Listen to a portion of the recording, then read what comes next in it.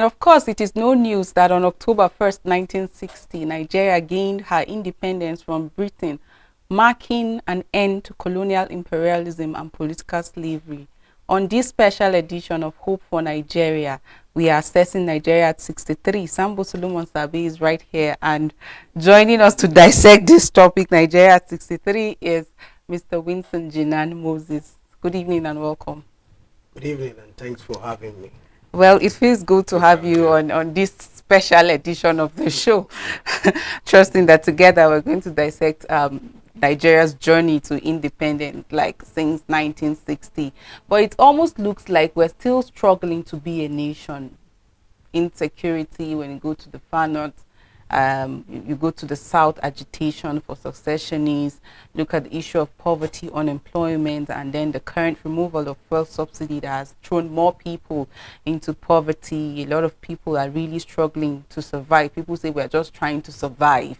Nobody's finding it easy. Someone just made a post yesterday and say, see, in all you're doing, try and eat well. And if someone just respond, how with this current reality? So I just want to get your assessment of the journey to nationhood, 63 years. Once again, good evening, viewers. You know, the story of Nigeria cannot be told without looking at the history of how we came to be as a nation, what has gotten us to this point where people no longer have confidence in the country or the system to cater for their economic well-being, their security, and other challenges.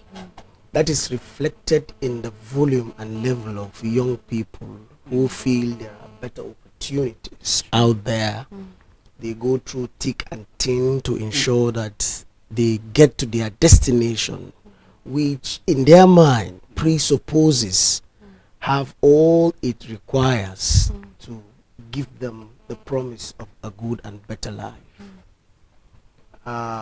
To some degree, a number of those who you see have left the country is not because of the economic situation of the country per se. Some majorly is as a result of the insecurity in the country, where either yourself or your loved ones, once you become a victim, will be subjected to untold hardships and inhumanity. So such conditions are actually things we must condemn. But like I said earlier, we have to look at how we got here. You know, the problem of Nigeria is majorly that of leadership and followership. For long, we've been blaming leadership for the problems we're into. But if you take a critical and dispassionate overview of what is happening in this country, you would come to the realization that bad leadership cannot make it to the seat of power without being accompanied by the followership. True. Most importantly, in a democratic dispensation, democracy presupposes that those who are elected are literate and that the followership are people who actually know what they want and get to where they want to get to. But once we don't get this leadership selection process correctly, I'm not a prophet of doom, but I can tell you that I don't see the way out of this. And the only way we can do that is if we eschew ethnicism in our politics, in our leadership selection process. If we throw away religious sentiments in our electoral processes and the way we do our things, if we're able to introduce some level of dignity in the process of politics, don't just accept anything that is thrown at you in the name of politics. No, there should be some level of okay, let's say hygiene. Okay, some purity in the level of our politics, we will be able to see a dramatic change in the way the economy would transform, the security will also improve, and the rest of them. You know, if you take Nigeria of the past, the early days of independence to now, you would understand that there is a fundamental problem with the leadership and the followership of this country. At the point in time, for crying out loud, a naira is more valuable than a dollar. At the point in time, we had our neighbors, Ghanaians, Cameroonians, and the rest of them, even Indians, were here teaching in our schools because we had a better economy. We had a country that is safe and secured. Unfortunately, because of bad leadership and followership put together, we are where we are. So, if we don't take a very honest decision as a people to make this country work, we will keep, you know, observing these rituals every year with lip services and without the tangent solutions to our problems. Okay. Well said. You know, you've allowed us to see that balance in between the followers and then the leadership. But I want to say, you talked about the early days of independence, how things were moving smooth. You know, Nigerians are proud to say we are Nigerians, this is our country, and then you see Nigerians even ready to die for the country. But, you know, unfortunately, we don't see that happening now. And then what is the real problem? Where did we get it wrong? You know, such position we found ourselves is informed by weak institutions, nepotism we talked about, and also lack of trust between leadership and the followership. Now I explain this. In Africa, we claim that we are practicing democracy in some of the countries, but you could see that there is a distinction between political and economic independence. We've had political independence and some economic independence to some degree in Nigeria, but you can't say the same for the African I mean the French colonies that surrounds us. If you look at the map, Nigeria is just at the center. We are all surrounded by the French colonies. In some countries, you see in full they were colonized by the French. In some, you see a portion of it is colonized by the French and a portion of it by the Britons. An example of that is Cameroon. There is the English-speaking part and then the French-speaking part. Now, you see, when we were getting it right was when, if you are due for promotion, for instance, in the civil service, you don't need to lobby. If you apply for admission anywhere, you don't need to lobby. You are qualified. You don't need to lobby. In fact, government was looking out for people who will come and, you know, obtain education. And don't forget, there are two critical things you cannot get overnight or buy in the market. Is learning and character. Now, our character changed because we became very nepotic in the way we do our things. If you find yourself in a position of authority, it is now the time of your people to eat. You know, where you would see a qualified person who is deserving to go into the system, whether it is job opportunities or admissions, will be compromised for a lesser standard. Standards are set because there is a purpose you want to maintain, you want to achieve. Now, the confidence of the people in the system has weakened. The institutions of government we have in this country was bastardized long time ago and is still being bastardized. You can see the revelations coming out of the central bank in recent times. Unfortunately, that happened under a government for which before now they would tell you that the president then is the alpha and omega. Thank God he had the opportunity to rule this country. If not, Nigerians would still be saying, if it was him, if it was him. A time for pointing out the blames and the problems is supposed to be winding down. Let's begin to look for solutions on how to grow this country. It's the only country we have. Oftentimes when 1st of October is approaching, or when it approaches, you often hear people say, what are we celebrating? Like recently, going on social media, I kept seeing pictures, people uploading pictures, like what are we celebrating? And the pictures they kept uploading, pictures of mass burial, pictures of our armies that were slaughtered, pictures of school abduction, and kept asking questions, what are we really celebrating? And that was why earlier I said, at 63, it still looks like we're struggling to be a nation, looking at all the challenges that have surrounded the nation.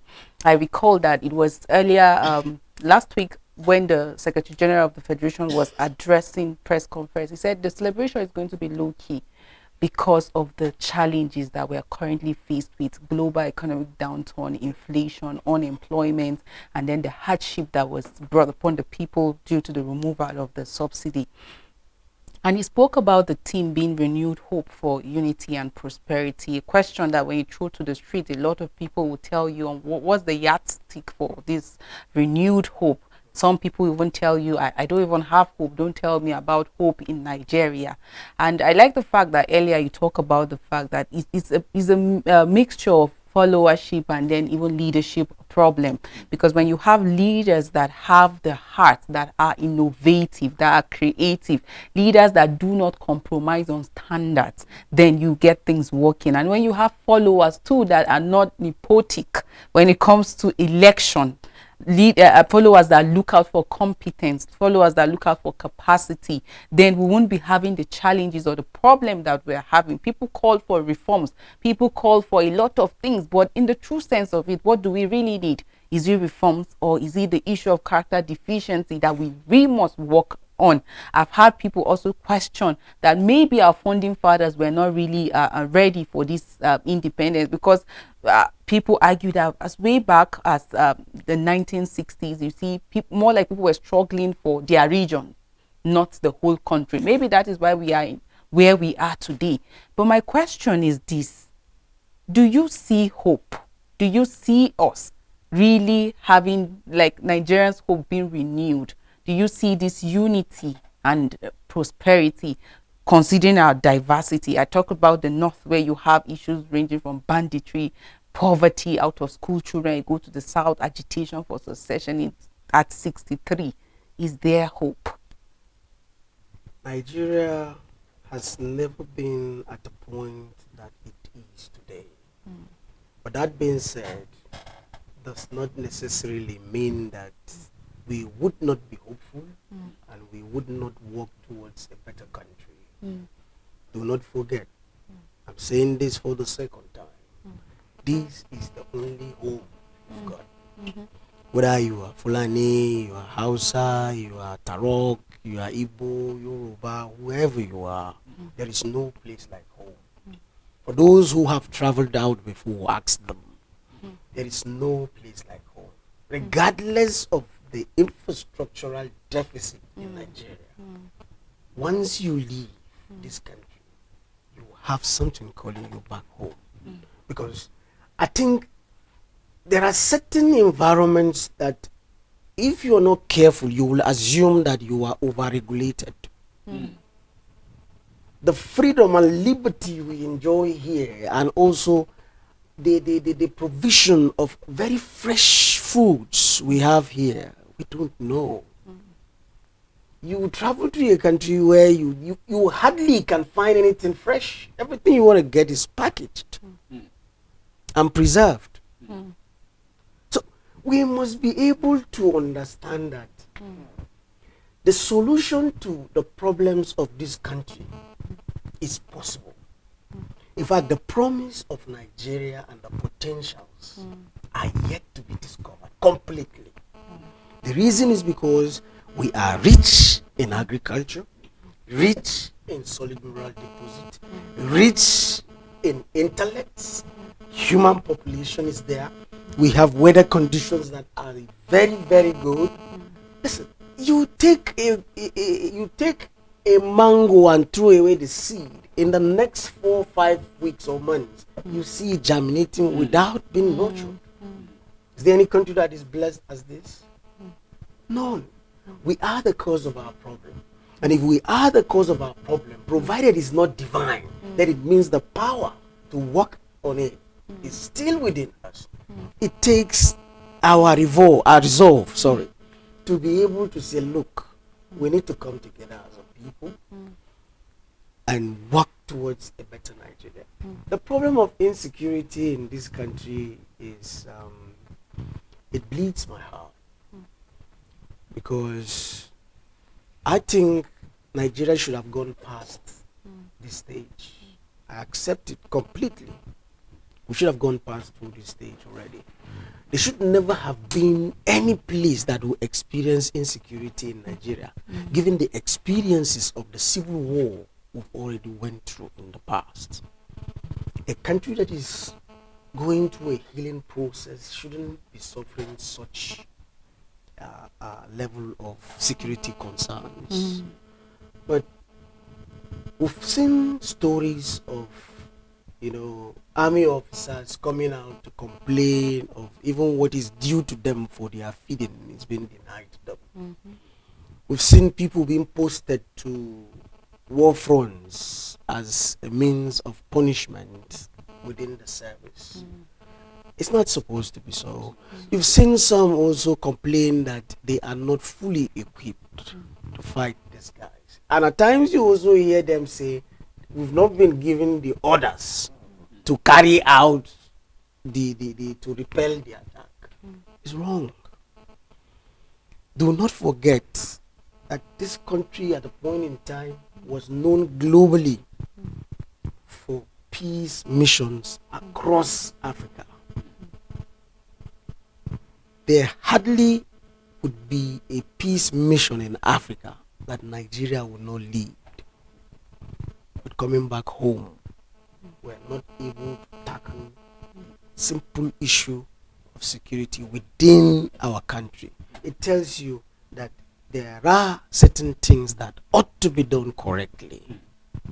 So where are we missing it right here? Because earlier on, Mr. Sambo Solomon highlighted this fact on another different show here, talking about the fact that we are known. When you go to history, we have fought wars, honors have been given.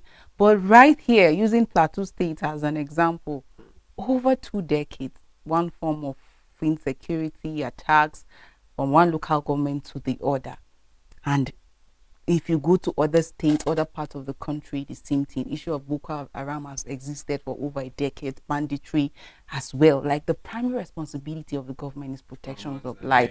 And each time you keep hearing promises, we are determined, we are this to ensure that people are protected. We are going to do. So what is it, the absence of political will, or maybe we need some foreign support? Like, where did we miss it? Our problems will not be solved from outside. Our problems will be solved from within. Because there were times I hear Nigerians shouting, see, let's come out and say we cannot do it. No. So that people can come and help us. No, we can't. Earlier on, I laid the foundation to a new Nigeria, which is supposed to be the leadership selection process, where we should not be selecting our leaders based on religion or tribe or sentiment, where we would only select people based on the competence and also their love for the nation. Look, Nigeria is waking up, and I can give you instances. If you asked somebody prior to the elections of 2023 that a first timer contesting for presidential election can be able to pull this surprise, people will bet you and say no, it was written off. Yes. Right? Look, I know Nigerians who travel from outside of this country to this country to come and vote and leave. Ask people who are works around the airport or hotels around the airport, they will tell you. If you see the inflow of Nigerians to come and vote, because we don't have voting in diaspora yet, Yes. and they felt this is the opportunity to change the system. Now, if you're able to get a good leader who genuinely prioritizes the national happiness index, even though you are comparing it also or taking the improving the gross domestic production level alongside with this, you would be able to win the confidence of the people. So the foundation is for us to determine that we want good leaders in the places of authority. Second is for leadership to be able to win the confidence of the followership. The only reason why you see people losing hope in this country as we speak is because if you interact with them, some of them will tell you that yes, some of the policies of the present government are needed. In fact, they are long overdue. But apparently, it appears for somebody who said it is his lifetime ambition to become the president of this country, doesn't have solutions to our problems. Because you cannot subject people to austerity measures without setting in palliative measures first. And each time they come to speak on the palliatives they give our people, I just look at it and I laugh. Because elementary economics would tell you that palliatives do not work anywhere. Palliative does not work anywhere. Even if you want to provide subsidy for the people, there are ways you will be able to apply these subsidies to that will impact the society, while improving growth of the economy is also providing succor to the citizenry. India did it. At a point in time, India had to go through austerity measures. But where did India channel their subsidy to? They channeled it into agriculture, agricultural development and healthcare. Today we go to now look at it. The difference is too much. I listened to His Excellency the President of Nigeria today, and honestly I'm looking for the appropriate word to use, because I think we deserve better than this. 25,000 naira every month to federal civil servants or federal workers. Fine. For just and for 6 months. All right? Good. What that will do is that it is going to flood cash into an already existing over-bloated inflation. That is exactly what that is going to do. Instead of you to mop cash out of the society, how do you do it? You can provide subsidy for our people in education, in healthcare, in transportation, in agriculture, and also in electricity. You can provide subsidy.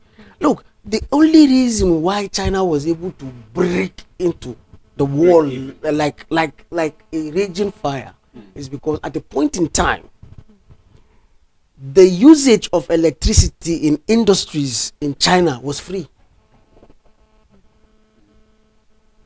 They made provision for it.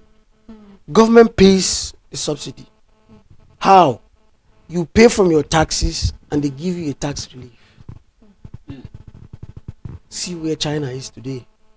I can bet you a lot of things that would have been produced in this country will still be here if not for the emergence of China.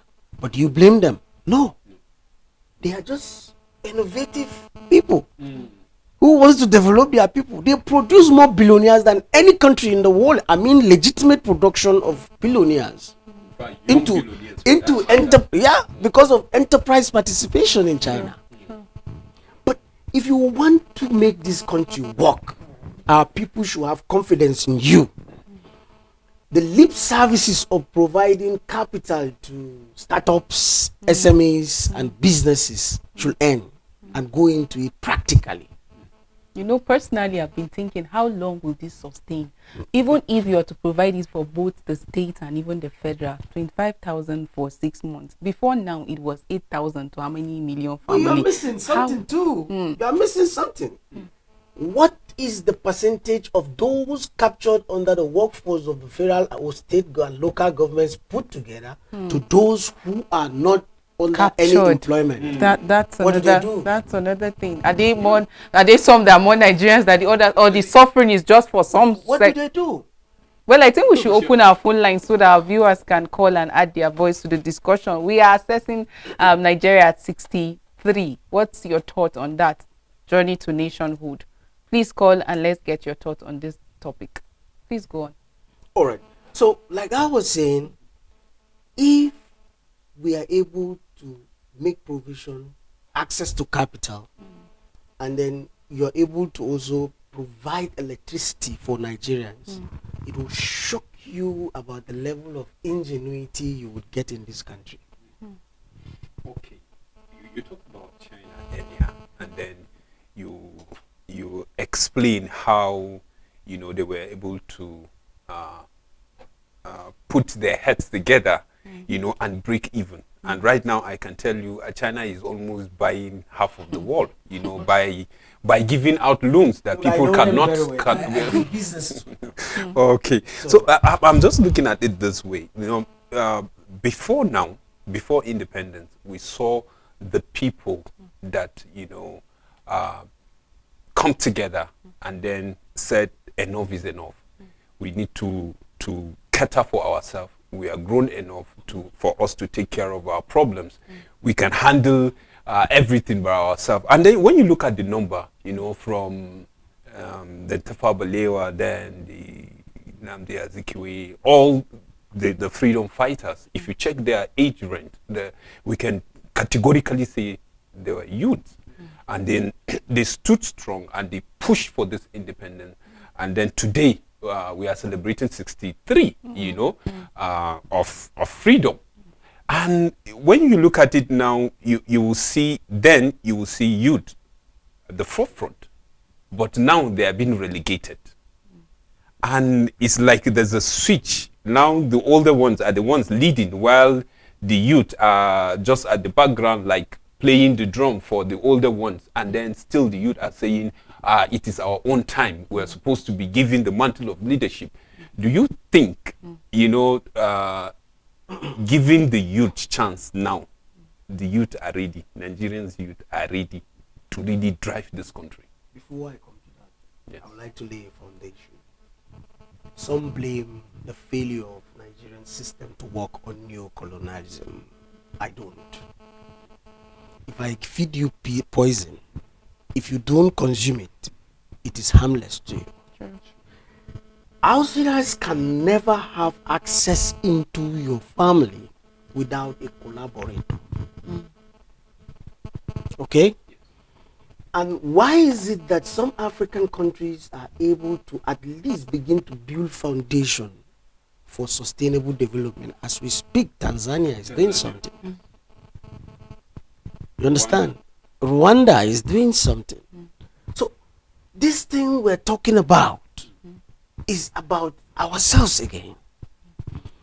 The young population in this country are waking up. That is why you could see that from two events of the past. The NSAS movement and the Peter Obi movement.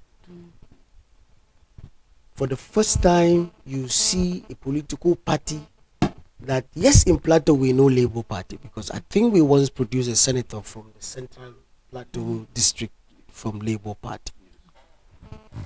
But the wave this party took do not forget, there are only two political parties, always known to people in the state, or even in Nigeria. It's usually two. This time around, you have three. It tells you something is happening. Thinking is beginning to change. The young people of nowadays no longer wait for government to make provisions for them, except for those who do not have the means to be able to have maybe a startup, or having also the knowledge to be able to use their intellects to generate capital for businesses. I said it before that I don't think that I am better off than people who work for government or anybody, but I think I will provide value more to my system in the private sector. Okay, that is what I think. And a lot of people are having this mindset. I think we have a caller. Hello, good evening. Hello, can you hear me? Yes, we are with you. Good evening. What's your name and where are you calling from?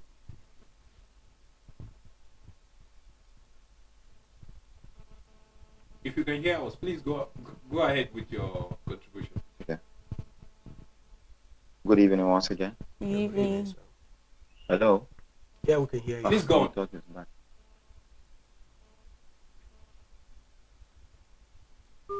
I think the network is really It's bad. actually- it's Do well actually to call us back. You know, just to cut in, Nigeria is not a short of people that are intellectually gifted or people that are endowed. No wonder we see Nigerians out there being celebrated, doing very great. A story was told of a politician that traveled out to be treated for a health condition. It was a Nigerian doctor that attended to him, and he was wowed. And so why did I have to travel all out? And some people say, oh, maybe our forefathers, like the founding fathers, had less population. That's why they were able to make impact and do one or two things.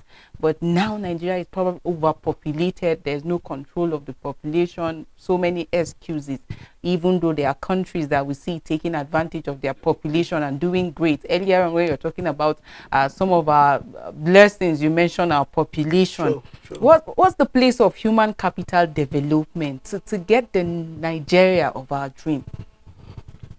You know, to come to that, let me finalize on your question. The thinking of waiting for the old ones or our elders to give us the space in the position of leadership is wrong. Nobody gives you power. You take power. And there is a legitimate way of taking power, which means build the advocacy, mobilize, contest, and run for elections. That is it. We can take power. All right. Sorry to cut you. You said mobilize and all. Like I was listening keenly, and I was just wondering, as a young person, because there are situations where you see young people who are determined to actually move for the change. Like they are ready, they have the capacity, they have what it takes, they are innovative and creative. But when they come out and you hear young people like them saying, Canada Kuti, do you have money? Like, so you don't have the capacity in terms of finance or money. And some of these things, when you look, it's being poor by the institution. How much you have to buy forms, political parties, and all of that. So in that situation where a young person is really determined to take the power, since you will not be giving, and then these are some of the challenges, how would one, because there are a lot of young people today that will tell you, even if I want to do this, and their potentials you also see, but The reason why that is existing is because the point of entry of the young people is not gotten right. I think we have a caller. Oh, we lost that. Go on. It's not gotten right. If we get ourselves into determining what happens in our political parties, money politics will be over. I don't know if you get the point. You don't wait. They will make, the party will hold congresses. You will not, make any effort to ensure that you galvanize people within the party. But when the structures of the party are already there, you are not on the decision table. until you are on the decision table, you will not be able to impact That's where it. So it means that Mm. is where the youths are missing. Mm. Do not wait. Get involved in political party processes from the grassroots. Get involved in it. That's the only way you can seize this power. Because if, for instance, we all as young people get ourselves involved in PDP, for instance, and we take over the political structures of the party, if we're not the ones there, we're able to put in people where we are not qualified to be there, that we have the powers and what it takes legitimately to recall you back, even in the political system. Okay, On thank you. both Caller sides, is back. both the leadership and the followership. I think there cannot be bad leadership in a society if at all the followership is sound enough to maintain a very, very, one standard moral that represent or that project oneness and freedom of expression. I think one thing I observe in Nigeria is the fact that our leaders still feel the youth are babies. They don't know what they are doing. But I'll bet you, Nigerian youth in the whole world, I discovered they are the most industrious youth. Because check out around the world, you find out that our citizens or our brothers that are in foreign nations, they are well to do. The best of doctors are there. Why can't we make our own home more habitable and in fact, I don't know how to put it. The truth is leadership has failed us. But I still feel the followers need to work on themselves. Yes. How do we work on ourselves? First of all, we have to deliberately say no to bribery and corruption. There are different ways we do that, and that is how we sell our birthright in a country. Provided you happen to be um, a, a, a, a, a key source of influence in your society, instead of you to represent your society well, where you come from, your constituency, you find out that many are collecting bribe in order to what? To sell the future of their people, which has always been, a routine practice in Nigeria. I think the citizen, we need to correct on that aspect, and we also need to work more on national integration. Yes, NYC is a very good platform, but over time, NYC has failed woefully. There is no way somebody finishes school in the north and will still serve in the north. That is another big problem to ourselves. I think we need to first of all work on ourselves. If not, any bloody, I don't want to call name.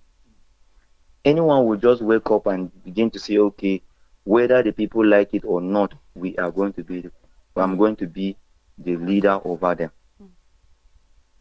That is never done in a developed society like Nigeria.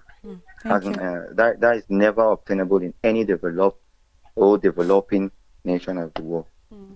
At least we have outgrown that level.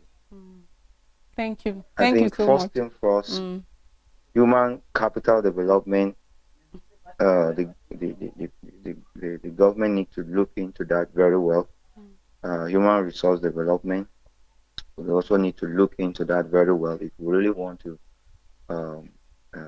improve in our economy. Because it's not time for blowing grammar. Everybody is not happy in the country. How I wish the presidency will be listening to me. I champion a cause, and the name of this cause is Nigerian Youth in Politics Movement. We want to see how we will groom sound youth leaders that will take over the aim of affairs. And time is coming, and this time is very soon. They will be surprised. Thank you so surprised. much for your optimism. And by Our the time is special grace actually of God, fast spent. We'll have to end it there. that will come to Thank you. reality. Thank you. At least we have all that it takes to make this country great. To make this Yes, we do. Thank you. Thank you. Sorry, we have to cut you. Our time is actually fast spent. You actually had him, and almost, I think he has been following the show from the from the I was beginning. heading somewhere. You see, sensitization and also perception formation are the currencies. I think this will be our last caller. We are celebrating Independence Day today. But to my own knowledge, yes, Shaman calling from Kaduna. Go ahead. Go ahead, Shama. Shaman calling from Kaduna. Yes, what I'm saying is that the young man there is discussing very, very well. And I like his level of intellect. But what we are saying in this country is that, are we really independent? Are we really, really independent?